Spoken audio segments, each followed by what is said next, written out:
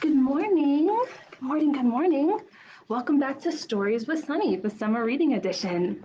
Oh, we've already got some people on, I see. Good morning, Miss Susan. Good morning, Mike. All right, how's everybody doing today? Are we enjoying the weather? It's a little bit cooler here in Rock Springs if you're watching from somewhere different.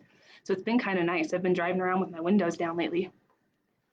All right, today we are going to talk about fractured fairy tales. They're my favorite kind of fairy tale. A fractured fairy tale is a fairy tale that changes something. It either restructures or reimagines the story a little bit, usually for one of two reasons. One would be to make it a little bit more current so that it makes a little bit more sense in the time frame that we're living in. Another reason that they fracture fairy tales sometimes is to make the point of the fairy tale a little bit more obvious.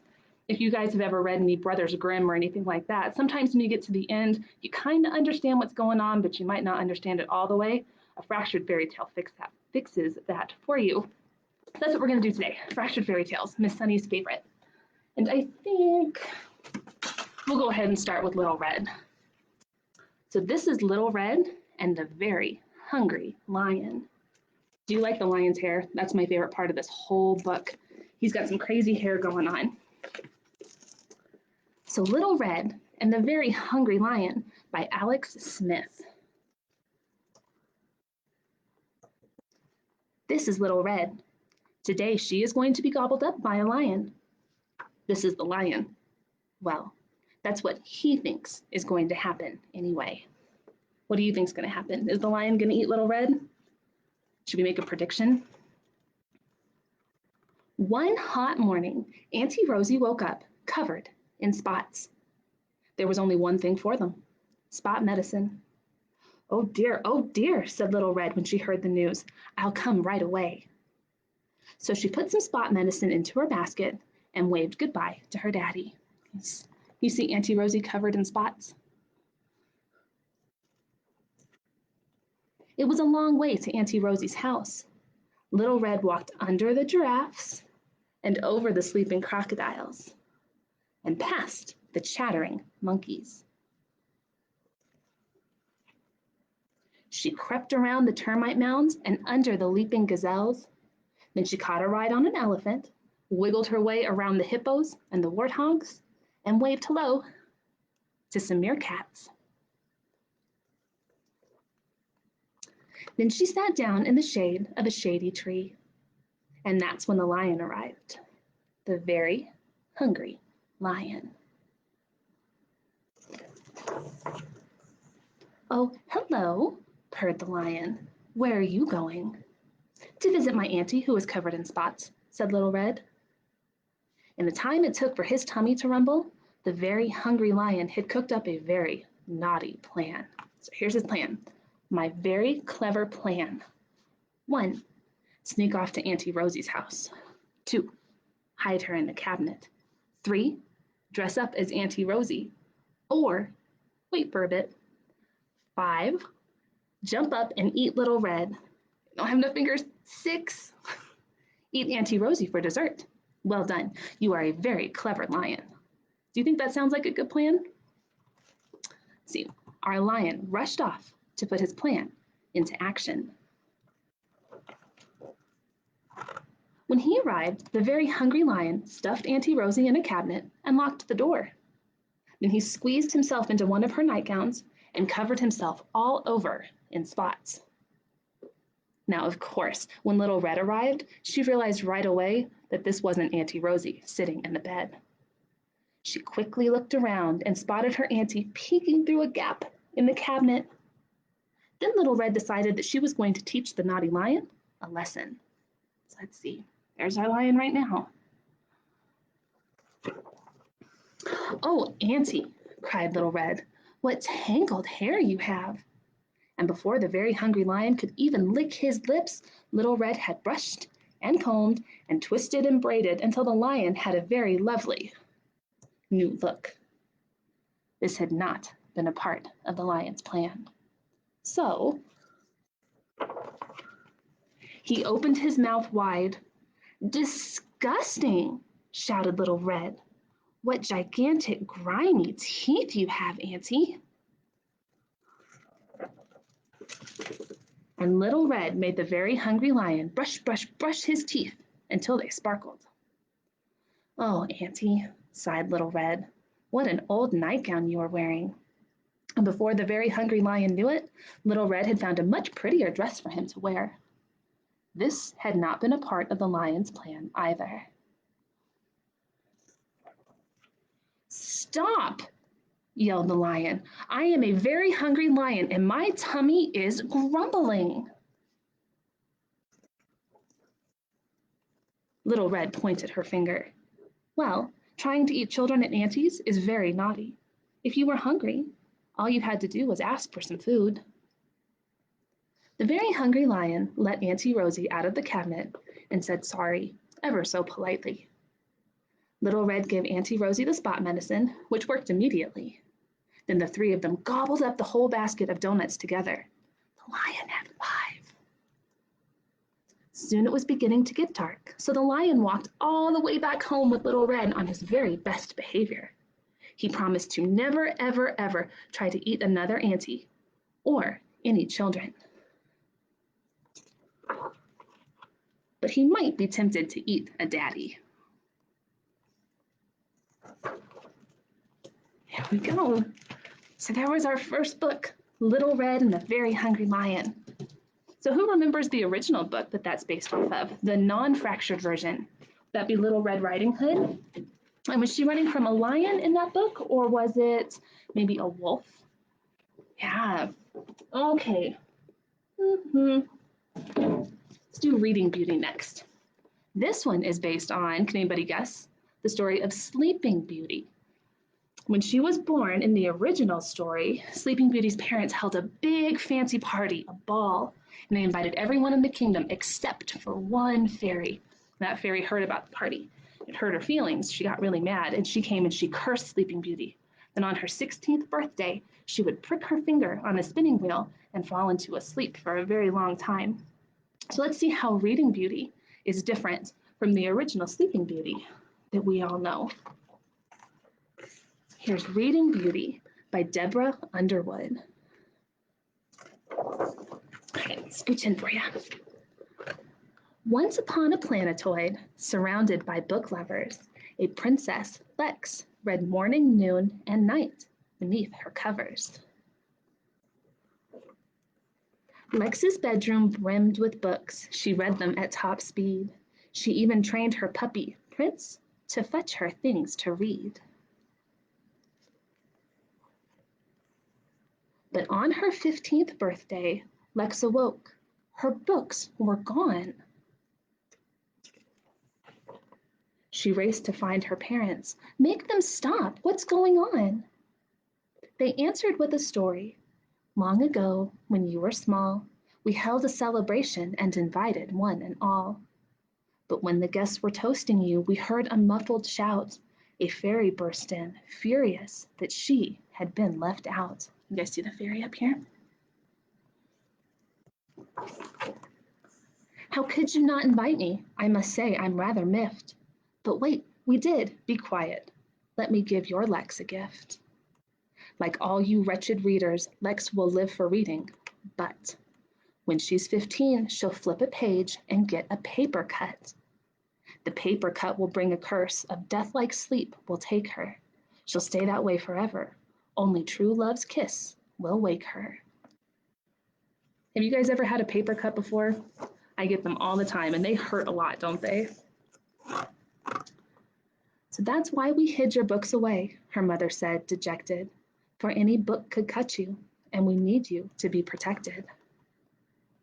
Without its books, their world grew bleak, consumed by dark and gloom. Lex watched the shadows spreading from the windows in her room. It's all my fault, she said to Prince. I can't let things get worse. I'll fly to find the fairy, then I'll make her break the curse. Prince's nose picked up a scent. Good dog, those books, I need them. We'll bring a bot to pack them up and hold them while I read them.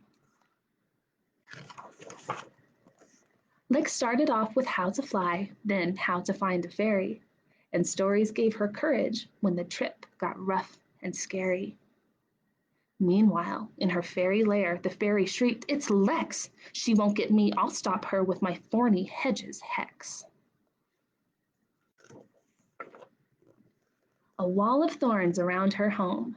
Nice try, but she can't hide. A garden book helped Lex cook up a homemade herbicide. The hedge dissolved and shriveled a bits so Lex and Prince could land. The fairy said, "That girl is doomed. I've something special planned. I'll tempt her with the things she loves, a gorgeous poisoned book entitled How to Lift a Curse. She'll have to take a look." Zip zap, a glowing book appeared. Prince sniffed. "What's this?" Lex said. The fairy listened through her door. No sounds. She must be dead. The fairy inched near sleeping Lex to check her now closed eyes. But Lex sprang up and grabbed her wand and said, "Hello, surprise! I got quite good at faking sleep when I was just a kid, so I could read past bedtime. Now, about that curse you did. That curse will last forever. You will never change my mind." Then Prince nudged Lex's leg and barked. Lex looked. "What did you find?" See what Prince has here? It says, "You are invited to a royal ball to celebrate the birth of Princess Lex." "You were invited to my ball. We thought this didn't reach you." "Wait, can it be that you can't read?" "Don't worry, I will teach you." "Me? Read?" In her excitement, the poor fairy didn't think. She touched the book, she turned ghost white, and crumpled in a blink.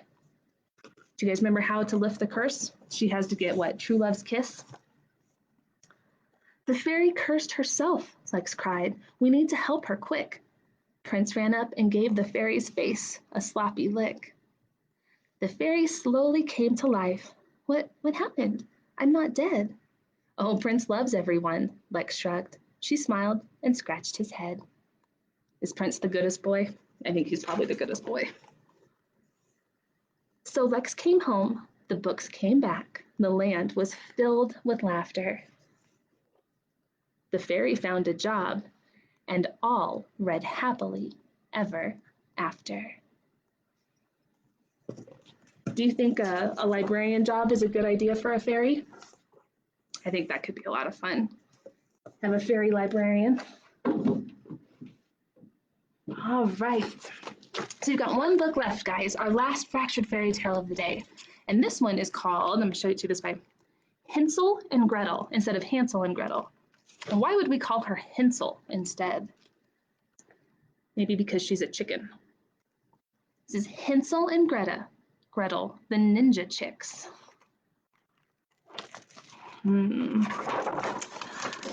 Hansel and Gretel, Ninja Chicks by Corey Schwartz and Rebecca Gomez. Once upon a menacing time, two chicks knew a fox was at large. Their ma had been taken, their paw was quite shaken, so Hansel and Gretel took charge. They trained in the art of ninjutsu and practiced their wing throws and blocks. They learned how to creep without making a peep, so they wouldn't fall prey to that fox. One day they returned from the dojo to a coop in complete disarray. The signs of a tussle showed someone with muscle had dragged their dear papa away. They quickly surveyed their surroundings. The fox had left prints in the dirt. Come on, we're not chicken. That fox needs a licking before our poor papa gets hurt. They trekked till they spotted a feather. It looks like we're on the right track. They kept up the chase, dropping crumbs just in case, so they'd easily find their way back. But the forest grew twisted and tangled as Hansel and Gretel searched on. The light faded fast, and they noticed at last that the trail and the breadcrumbs were gone. They shuddered and groped in the darkness. "We're lost," Hansel whispered with dread. They weaved and they wound and they kept roaming around until they saw a light up ahead. It came from a cottage of cornbread. Let's eat, Hansel clucked with delight. She nibbled away till she heard someone say, My dear, come on in for a bite. I'll whip up some quick teriyaki while we wait for the tea cakes to bake. Why not, Hansel reckoned, off guard for a second. Then quickly she saw her mistake. She gasped and then dashed to the corner where Pop was confined in a crate. Watch out, Papa cried, you'll be chicken pot pied. She sidestepped, but it was too late. The Fox plucked her up in a hurry and shoved her right into that pen. You're scrawny and tough, but you'll plump soon enough. For now, I'll just stir-fry this hen. The fluttering hen looked familiar. It's Mama, cried Hansel in shock. Hansel was scared, but she came well prepared. I bet I can jimmy this lock. Outside in the dark, Gretel listened, dismayed at the fox's misdeed. She climbed to the flue and she squeezed her way through with a ninja-like silence and speed. See her up here with Mama? Then Gretel swooped in and snatched Mama and swiftly adjusted her stance. The fox took a leap, but with one feathered sweep, the chick boldly blocked her advance. Not bad, said the fox, striding forwards. Give up, Gretel clucked, undeterred. The fox said, surrender? No way, chicken tender. Your cheap little threats are absurd. The fox charged and grappled with Gretel, a flurry of feathers and fur. The fox held her tight, but Gretel wrenched right as something zipped past with a whir. You guys see the walk up here? With the fox in a daze, Gretel vaulted as Hansel and Papa broke free. With one wicked spin, Hansel kicked the fox in. You're done with your chick frying spree. She slammed the door shut, then she locked it. The fox crumpled, looking unnerved. You two ninja chicks got us out of that fix, and justice, not dinner, was served. There's Papa. From then on, they made it their mission to rescue, protect, and defend. They'd worked day and night to liberate prey till the bird napping came to an end. So Hansel and Gretel, how was that different from the original Hansel and Gretel? Let's see, was there a fox in the original Hansel and Gretel, or was it a witch? What was the witch's house made out of? Do you guys remember? I remember right, it was made out of candy and cookies and all sorts of good stuff instead of cornbread. I might prefer a house made out of cornbread though, personally. I like Tex-Mex cooking. So let's talk about what we can get in our grab and go bags this week. So from the Rock Springs Library here, you can get, see, hold them up. You can make a little dog that you can walk. And there are 3 different ones. It'll be a surprise which one you get inside your grab and go bag. And we have a little origami craft where you can make a ninja throwing star. So that one's pretty fun.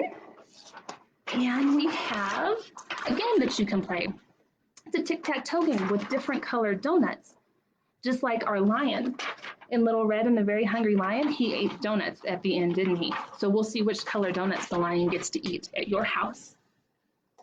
If you go visit Miss Sherry over at White Mountain, I have a picture for you guys today.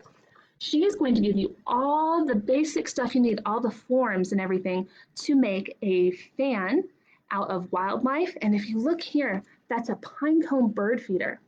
So she'll give you the things you need for that and all the instructions on how to make it.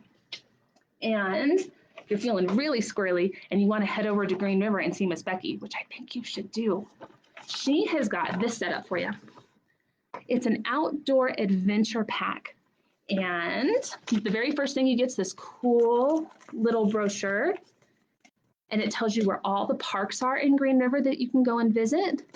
And she's going to give you some crayons so you can do some different rubbings of like a tire or a brick or a tree trunk. And she's got a super cool thing here, all the different ways you could make s'mores.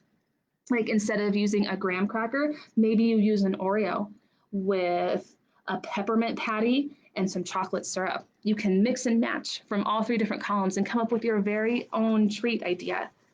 And then she's got another page with all sorts of fun ideas for how to have an outdoor adventure. Maybe you want to go camping in your backyard this summer, or you want to go on a bug hunt or something like that. So this is all the stuff you can pick up in Green River from Miss Becky. So as always, make sure you're tuning in the afternoons about 2 o'clock. Mr. Aaron will be back doing some more of his fabulous reading because he's pretty awesome. Then next week, just like normal, we have toddler time and story time with Miss Becky on Monday and Wednesday, respectively. Create with Constance will be next Thursday. She's going to make a lion from Little Red and the Very Hungry Lion. She's going to walk you through how to draw his face and then take you outside and find some really fun stuff to make his mane out of. So that'll be pretty cool. And I will be back next Friday, like always, with Stories with Sunny. So I hope you have a wonderful week and an amazing weekend, and we'll see you here next time. Bye, guys.